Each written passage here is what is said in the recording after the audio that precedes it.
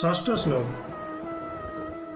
युधामनुश्च विक्रांतो उत्तमजाश्च वीर्यवान सौभद्र द्रौपदेयाश्च सर्व एव महारथः। अर्थात कि सेखाने रयेछेन अत्यंत बलवान युधामन्यु प्रबल प्रबल परिक्रमशाली पराक्रमशाली उत्तम भोज सुभद्रार पुत्र एवं द्रौपदीर पुत्रगण এই সব যোদ্ধারা সকলেই এক একজন মহারথী। সপ্তম শ্লোক।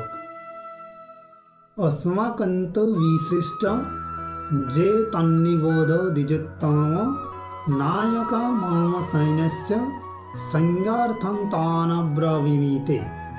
अर्थात कि हे द्विजोत्तम आमादेर पक्षे जे समस्त विशिष्ट सेनापति सामरिक शक्ति परिचालनार जन्य रयेछेन आपनार अवगतिर जन्य आमी तादेर सम्बन्धे बोलछि। अष्टम श्लोक। भवान भीष्मश्च कर्णश्च कृपश्च समितिञ्जय अश्वत्थामा विकर्णश्च सौमदत्तिस्तथैव। अर्थात कि सेखाने रयेछेन आपनार मतोई व्यक्तित्वशाली भीष्म कर्ण कृपा अश्वत्थामा विकर्ण और सौमदत्तेर पुत्र भूरिश्रवा जारा सर्वदा संग्रामे विजयी हये थाकेन। नवम श्लोक।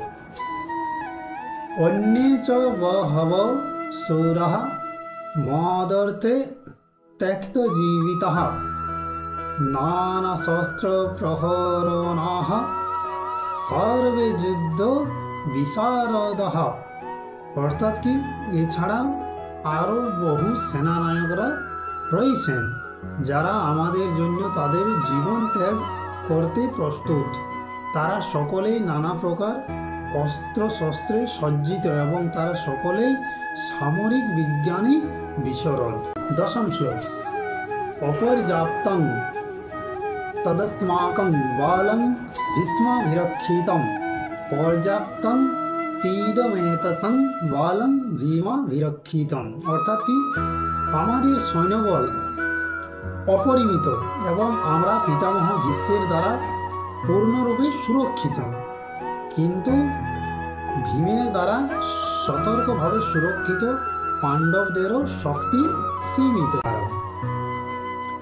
तस्य संजनयन हर्षं पूर्ववृद्ध पितामह सिंहनादं विनद्दुच्चै शंखनं दद्मं प्रतापवान।